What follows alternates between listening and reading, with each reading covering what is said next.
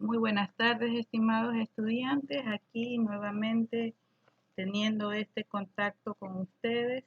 Ya, chicos, cada día la recta final está más y más cerca. Como les había comentado, íbamos a tener una reunión con todo el personal que pertenece a la carrera online y efectivamente la tuvimos en la mañana de hoy.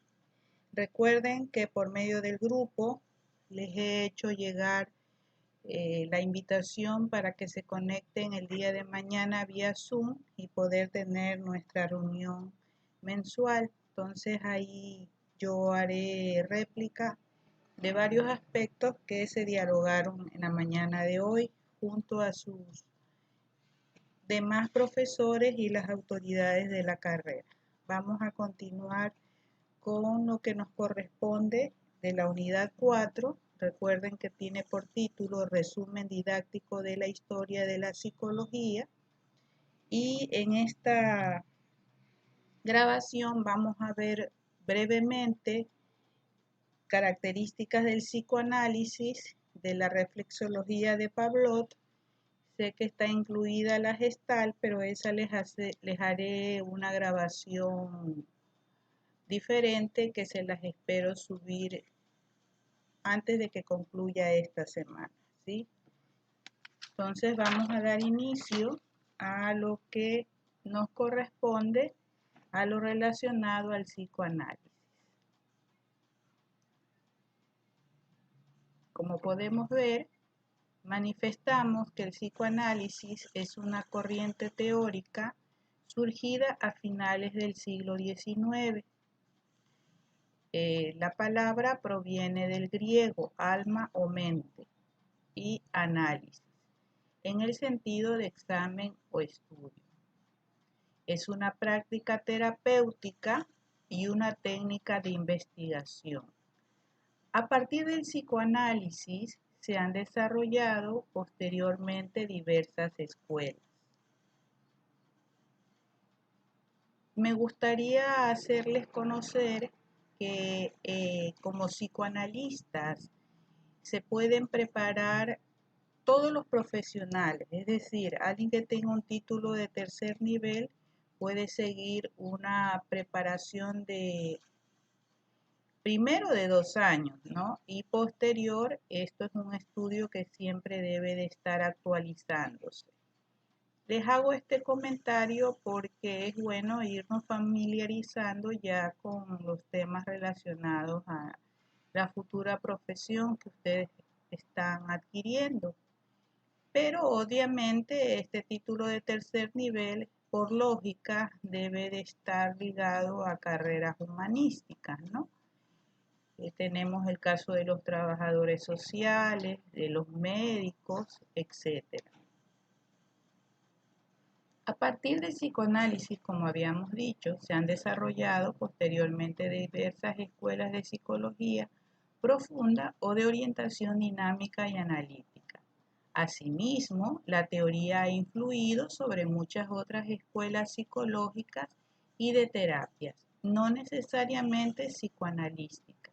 El psicoanálisis tiene como objeto la investigación y el tratamiento de los problemas emocionales desde el punto de vista de la infancia de la persona, la interpretación de los sueños, los actos fallidos, las técnicas de asociación libre, entre otros. Entre sus autores más representativos tenemos al compañero Sigmund Freud, mismo que ya en la clase anterior le había hecho saber que como anécdota tengo que en mi época de estudiante decíamos que era mi abuelo. Entonces les presento a mi abuelo a nivel profesional. Sigmund Freud nace en el año de 1856 y fallece en el año de 1939. Médico y neurólogo, creador del psicoanálisis, interesado en el inconsciente del ser humano.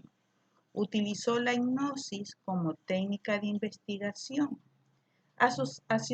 Asociaba, los trastornos infantiles y los mecanismos de represión a las enfermedades mentales. La mayoría de sus aportaciones se fundamentaban en la teoría de los instintos, donde la motivación sexual tenía un gran aporte explicativo. Desarrolló el método catártico. Paulatinamente reemplazó tanto la sugerencia hipnótica como el método catártico por la asociación libre y la interpretación de los sueños. De igual modo, la búsqueda inicial centrada en la rememoración de los traumas psicológicos como productores de síntomas fue abriendo paso al desarrollo de una teoría etiológica de las neurosis más diferenciadas. Todo esto se convirtió en el punto de partida del psicoanálisis, al que se dedicó ininterrumpidamente el resto de su vida. Freud postuló la existencia de una sexualidad infantil perversa polimorfa, que causó una intensa polémica en la sociedad puritana de la Viena de principios del siglo XX y por la cual fue acusado de pansexualista. A pesar de la hostilidad que tuvo que enfrentar con sus revolucionarias teorías e hipótesis, Freud acabaría por convertirse en una de las figuras más influyentes del siglo XX. Sus teorías, sin embargo, siguen siendo discutidas y criticadas, cuando no simplemente rechazadas. Muchos limitan su aporte al campo del pensamiento y de la cultura en general. Existe un amplio debate acerca de si el psicoanálisis pertenece o no al ámbito de la ciencia. La división de opiniones que la figura de Freud suscita podría resumirse del siguiente modo. Unos le consideraban más un gran científico en el campo de la medicina, que descubrió gran parte del funcionamiento psíquico y humano, y otros lo ven especialmente como un filósofo que replanteó la naturaleza humana y ayudó a derribar tabúes, pero cuyas teorías como ciencia fallan en un examen riguroso. El 28 de agosto de 1930, Freud fue galardonado por el premio Goethe en la ciudad de Frankfurt del Meno por su actividad creativa. También en honor de Freud, al que frecuentemente se lo denomina el padre del psicoanálisis, se dio el nombre de Freud a un pequeño cráter de impacto lunar que se encuentra en una meseta dentro del océano Proyecto, en la parte noroccidental del lado visible de la Luna. Hablar de Sigmund Freud es interminable. Hay anécdotas de él innumerables. Por ejemplo, él no pudo pasar sus últimos años en su país de origen y como le tocó vivir la época de la Guerra Mundial, quemaron todos sus libros, ¿sí? Dado por un lado por el tema de la pansexualidad a la que se lo acusaba, por otro lado por sus orígenes judíos.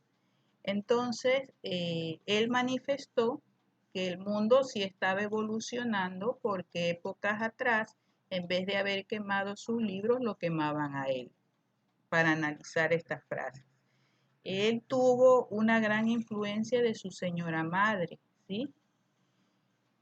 Asimismo, él crea su teoría de los estados, ¿sí? Sabemos que existe una teoría que comienza por sus 5 estadios, que me imagino que en alguna otra materia ya ustedes la han visto, ¿sí? Y en la cual el apego tiene bastante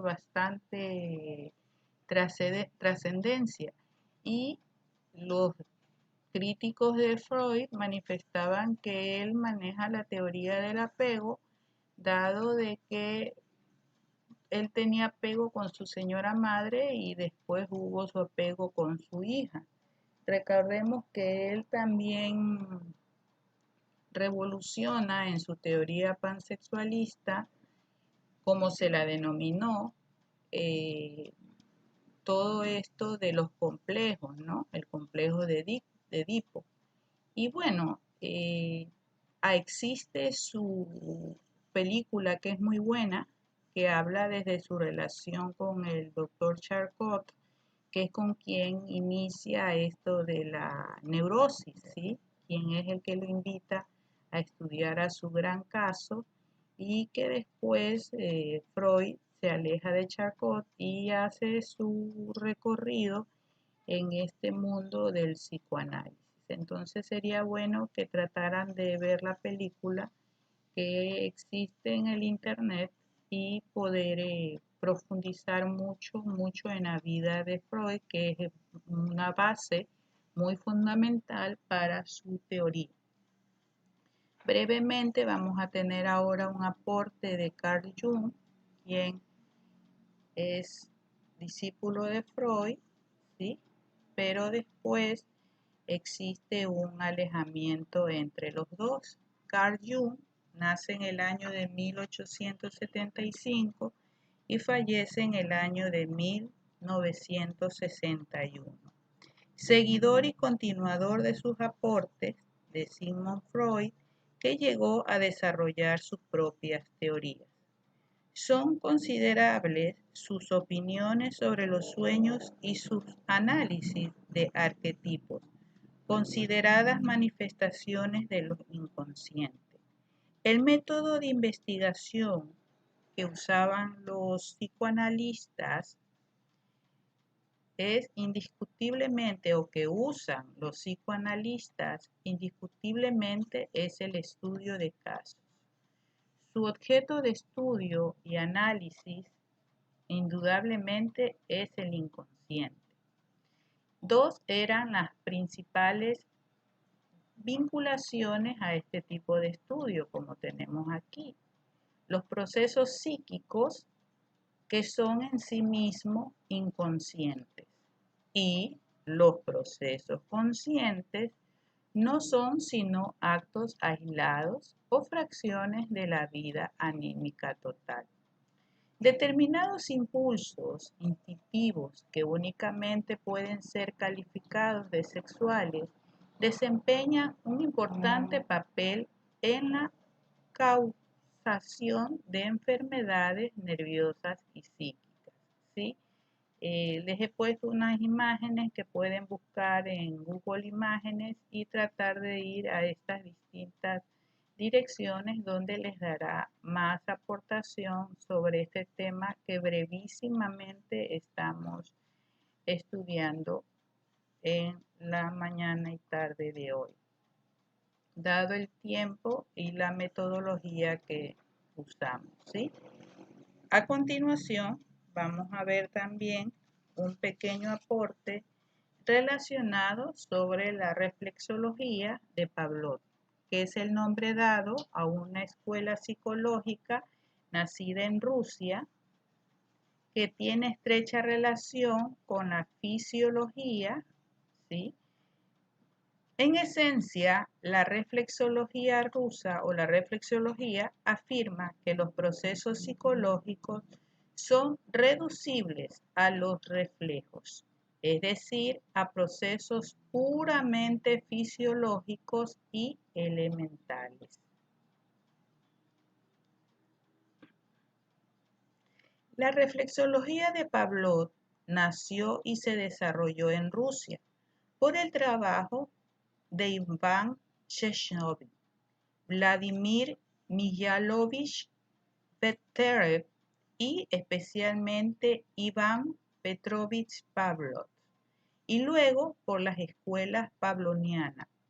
Su primera formulación se debió a Iván Sheshnovich y supone que para explicar los procesos más complejos es necesaria la intervención de la actividad de los centros nerviosos ubicadas en el cerebro.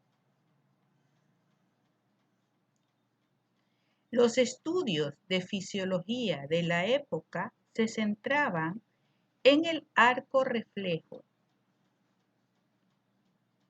para explicar los procesos simples.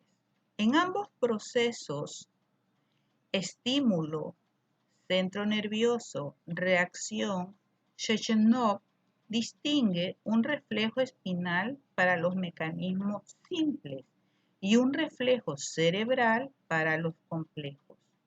El papel de la psicología es el estudio del análisis del contenido de la actividad psíquica. Los contenidos se adquieren durante el desarrollo ontogénico y por lo tanto ligados con el entorno en el que el individuo crece. Sin embargo, el mecanismo de interacción con el medio ambiente se basa en los reflejos, el objeto de investigación de la fisiología. La corriente de la reflexología es continuada por Betteredge, cuya intención era establecer una psicología objetiva y experimental, sin referencia espiritualista e introspectiva. El objeto de la investigación fueron los reflejos. Su concepto de la reflexología es general y unificada de todos los fenómenos fisiológicos, psicológicos y sociales. En sus estudios favoreció los reflejos motores a diferencia de Pavlov. Actividad refleja vegetativa. La concepción sistemática más importante de las bases fisiológicas de la conducta fue desarrollada por Iván Pavlov. La posterior teoría pavloviana se extendió al comportamiento humano en particular. El estudio de los reflejos condicionados verbales. Pavlov había distinguido ya dos sistemas de señalización: los estímulos clásicos, común a hombres y animales, y los verbales, solo en humanos, que se utiliza para señalar los cambios ambientales y regular la conducta. Otro tema de la escuela pavloviana fue el condicionamiento interoceptiva, basado en acción de los estímulos en las membranas mucosas de los órganos internos. Konstantin Viktor expuso de forma sistemática este concepto. Entonces, estas son las pequeñas aportaciones de la mañana y tarde de hoy sobre estas dos grandes corrientes que brevemente hemos podido ir avanzando en su conocimiento. Como habíamos dicho, la del psicoanálisis y la reflexología de Pavlov. Tengo entendido que del todo no son nuevos estos temas para ustedes. La próxima entrega va a ser la Gestalt, que ya ha sido parte de sus estudios, como me lo han hecho saber. Pero igual vamos a hacer un recorrido en el cual iremos profundizando cada día un poquito más. No olviden, por favor, una recomendación que les doy: el poder ingresar a todos estos links que les estoy incluyendo en las diapositivas y asimismo tratar de encontrar, aunque algunas sí se las he podido evidenciar, la fuente de estas imágenes para que puedan ir amenizando más sus estudios. Entonces, prontamente les estoy haciendo la próxima entrega, por eso les pongo continuará, y a la vez, como siempre, agradezco su atención para poder seguir con nuestro siguiente tema, que ya lo habíamos nombrado, ¿sí? Que ya sabemos de antemano que tenemos que concluir lo concerniente a esta unidad perteneciente a el último esfuerzo de parte de ustedes para poder aprobar nuestra materia.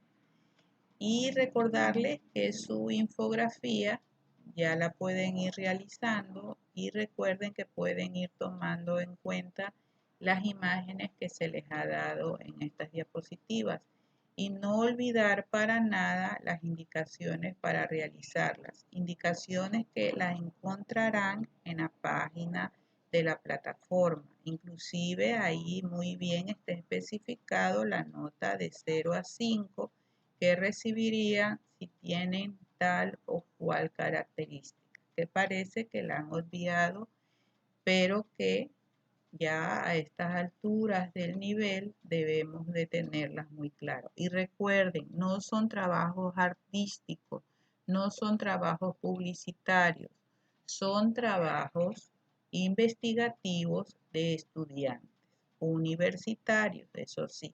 Un abrazo y hasta la próxima entrega, jóvenes. Bye. Bendiciones.